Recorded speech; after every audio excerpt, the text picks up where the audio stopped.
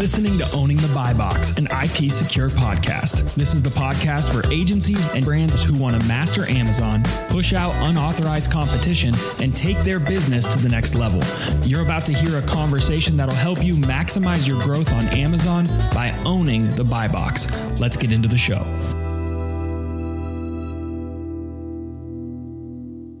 I've been working in the brand protection space for over 20 years. And one thing I know is that companies that create really great products, they're not really great at a lot of other things. And that's because they're really great at creating products. They're not necessarily great at marketing them or selling them or navigating, the complex e-commerce web, right, that exists. So it's kind of a fascinating space relative to brand protection. I mean, I have to believe that you're investing a ton, right, in the success of the brands that you work with. You're acquiring businesses, you're building patented technologies. I know lots of people who work at Pattern. You have like some of the smartest people on the planet there, and so you're investing a lot in the success. I would think brand protection is pretty important, right? You want to protect the revenue and grow it. Not only protect it, but accelerate it if you can. I don't think Pattern would be where we are today if we hadn't really focused on that early on in the company. And the way that kind of came about, so our co-founders started selling magnets out of their living room. And, they found the science behind selling, like how they could be successful and how they could win against competition and their ad strategy and content and all those things. They kind of figured out that equation and started to reach out to other brands to say, hey, let's apply this to you. We'll represent you on Amazon, and started to buy their product. And they got all this product from these brands that they were going to represent them on Amazon with. And other distributors, other people started owning the buy box, that they couldn't sell the product that they just purchased. I said, okay, we have a problem here. We need to figure out, as part of our equation, how do you own that buy box? And that became a crucial part of Pattern's model and what we do for these brands. Yeah, it is. It's the secret sauce, especially on Amazon, of course. But I love that story, right? It wasn't, it's not sort of an ancillary thing for the business. It's sort of part of the company's DNA because of the way the company got started, feeling the impact of that, right? And the negative impact of it if it goes, sort of unchecked. And I think that everyone who's successful on Amazon has to pay attention to protecting their sales channel. Is part of that maybe the discussions that you have with brands? If I had if I'm doing $5 million a month on Amazon and I show up and I want to partner with Pattern, but I don't have sort of good reseller contracts in place and I haven't sort of built the right foundation. Let's just say my product's popular and I've sort of ridden the wave of that to a certain level and plateaued. Would Pattern help me clean all that up and make that healthy? Yes, we will go in with the brand and lean in if they are willing to lean in and want to do that too. Just one interesting use case, there's a nationally recognized brand that we've recently partnered with that there was a lot of their product that was going through on Amazon, but they weren't doing it themselves. It was people buying it in store and reselling it. And we've partnered with them to take control of that, like where they do own their product listings on Amazon and are essentially going from zero buy box ownership on up. And so that's probably a corner case and a very difficult case that we're going to fight through with them. But yeah, that's a big part of partnership is making sure they're willing to lean in on that. Yeah, I think that's super smart because you're in the business of helping people sell more. And when we look at brands on a consistent basis, and I see that, a successful brand, or at least mildly successful, who has not paid attention to this topic, I kind of view that as a significant opportunity because it's not rocket science protecting your channel, right? Rolling out new agreements and enforcing those agreements to try to get some of that gray market product off the platform, it doesn't require a significant amount of complex thought. It requires the desire to do it.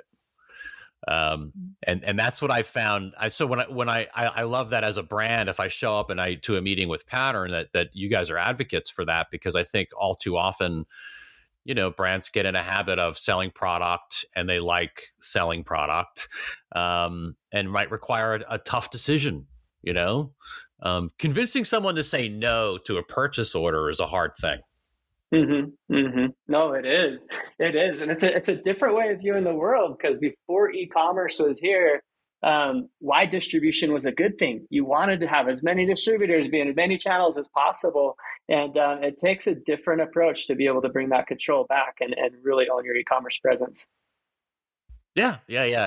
Most of what, and Amazon in particular is interesting. I mean, I think everyone talks about counterfeiting, right? Because there's coalitions and there's federal regulation and there's U.S. law. I mean, and there's real consumer impact, and I'm sort of very well aware of that. In my prior career, building solutions for brands, the brands that had a consumer safety aspect associated with it were always the most aggressive, right, in trying to police their channel. But Amazon's really good at keeping counterfeits off their platform. And actually, at least and I love your opinion, but in my opinion, the biggest use case now is gray market product. It's dealers who are there and shouldn't be and have agreed not to be and are there anyway. And it's authentic product that is typically leaking from these brands' supply chain. At least on Amazon. I mean, that's what there's lots of other platforms. Yeah. I mean, there's lots of other platforms you can go to, right, and find a ton of counterfeits. But the thing is, consumers that we want to reach usually aren't shopping on those platforms. Sure. Yeah. They're shopping on Amazon, right? And they're shopping on the platforms that we know and we use every day. Yeah. And one thing that's difficult, though, too, on Amazon with the gray market sellers is you get products that are close to their expiration date, or the packaging is damaged. There's different things that really affect your brand experience when these products are getting into the hands of other sellers. And customer service, like that service by the person who sells it. And so it really is important for us to control that for the brands we represent.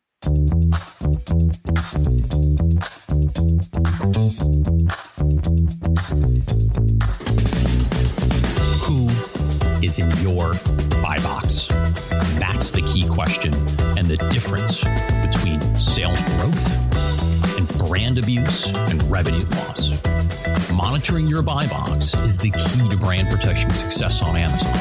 At IP Secure, our analytics will drive your behavior.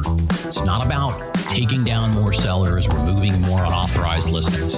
It's about knowing who's taking your revenue minute by minute, and then adjusting your response appropriately, taking action when necessary, and recapturing that revenue. Visit us today, ipsecure.com. Learn how. And I think the deeper you understand the problem, the more that you realize that there actually are some practical things you can do. I don't think you eliminate it. I kind of view brand protection as, treating the symptom of a larger problem.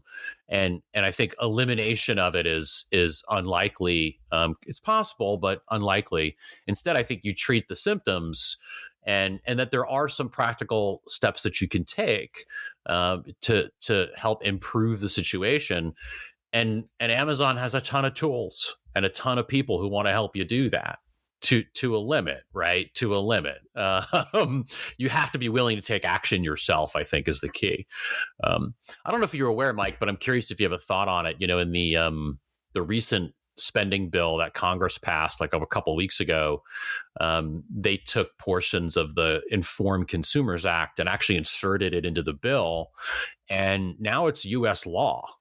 And the pieces that they took were very specific to marketplaces, very specific to sellers now, right? If you sell more than $20,000 a year in product, you've got to go through a bunch of additional verification steps with platforms. Any thoughts on it? Do you think this kind of stuff helps? I mean, do you think this is good, or do you feel like maybe government should just stay out of it and we'll handle it? The brands, Amazon will handle it. What are your thoughts just generally?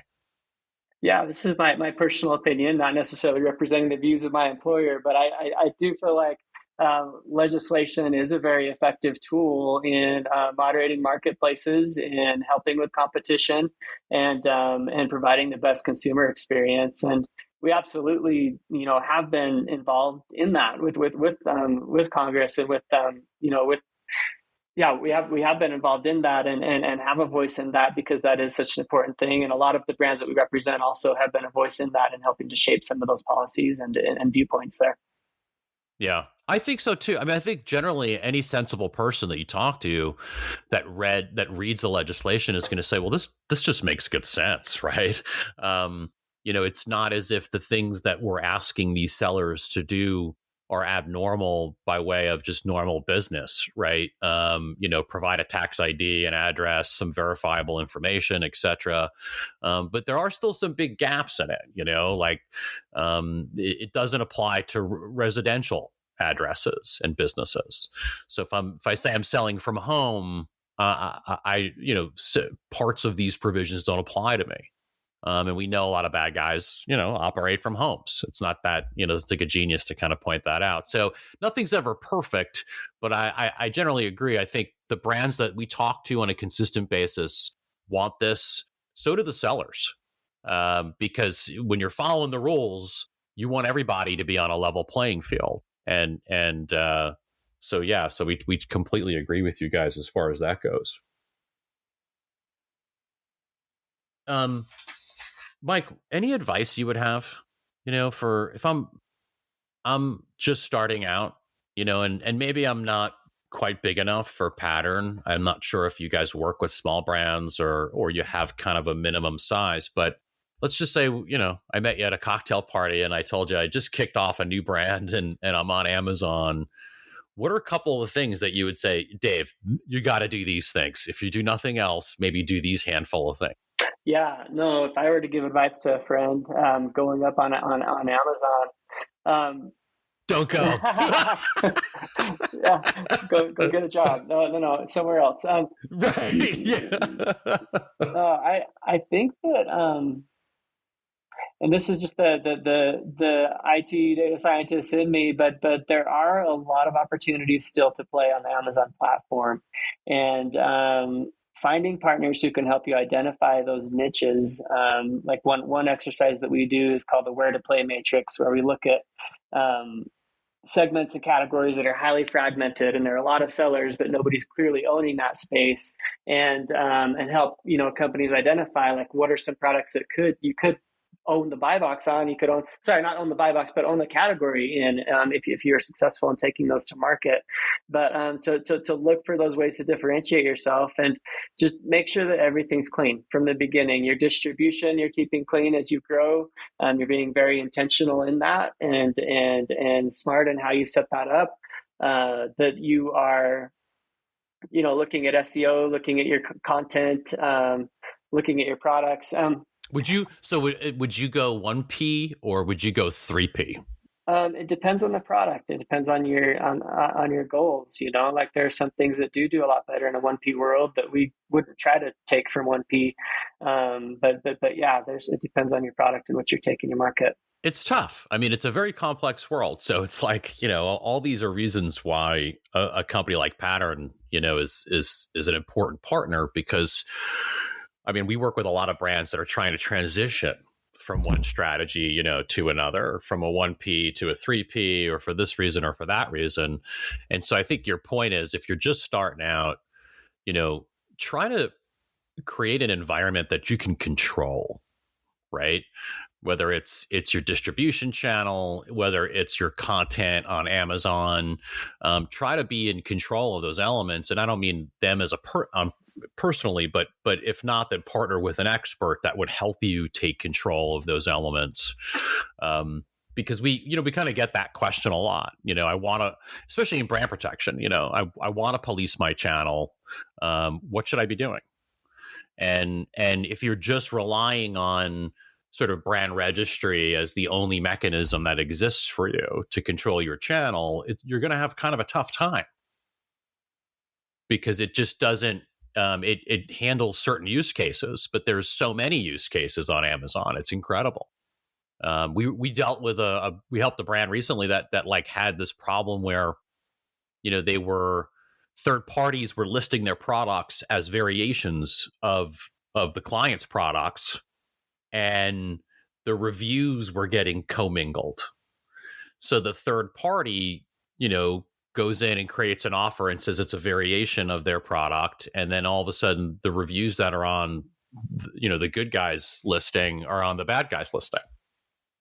And it, so it's like, there's so many things that you really do need to kind of focus on and think about. It's like almost endless. And just on Amazon alone, right? It could be like a full-time job because it's such a big thing. What's next for Pattern? I think you guys keep dominating the Amazon marketplace. What do you think's next? I know you mentioned data science is a big part of it. Sounds like you guys are making acquisitions as well. What's the next chapter look like?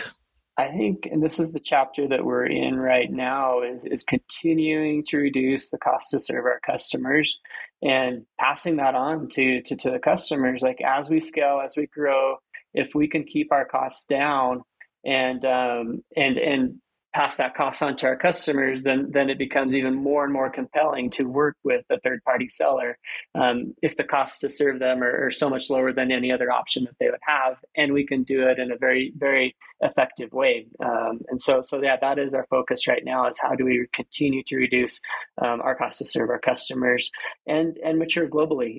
We do have a global presence, and we continue to mature that and invest in that so that it's not just about Amazon US, but it's about marketplaces globally and how you succeed all across the board. Yeah. And not even just, you mentioned JD, you mentioned a number of, Chinese platforms as well. So global expansion is a big part of it. And I love the emphasis on lowering costs, because I think costs are increasing, it feels like, at every turn. And I would want to partner with a company that not only has that expertise, but just maniacal focus, right, on reducing the cost for me to continue to win on these platforms. I think, Pattern's use of data science, to me, feels like a really unique competitive advantage. Access to data just gives you the ability to make good decisions in almost every scenario you can think of. So I think that's pretty cool as well. What's the best way, Mike, for them to maybe reach out and get in touch with you or get in touch with the company? Sure. I think the easiest way is the contact us form on pattern.com. Okay. And either side, if you're a brand that's looking to partner with us or another company in the space that wants to talk about partnership, both of those will get to us. Awesome. Mike, thank you so much. I appreciate your time. I appreciate your expertise. The podcast is pushed out to Google, Amazon, Spotify, everywhere people can listen to podcasts. And so if there are brands out there that really want to hear from the best in the world, this is that. And I appreciate you sharing. Thanks so much. And I hope you have a great day. Take care. You've been listening to Owning the Buy Box, a show from IP Secure. Never miss an episode by subscribing to the show in your favorite podcast player. Please give us a rating, leave a comment, and share episodes that you love. That helps us keep delivering you the tools you need to sharpen your competitive edge and ensure your authorized sellers always own the buy box. We'll see you next time.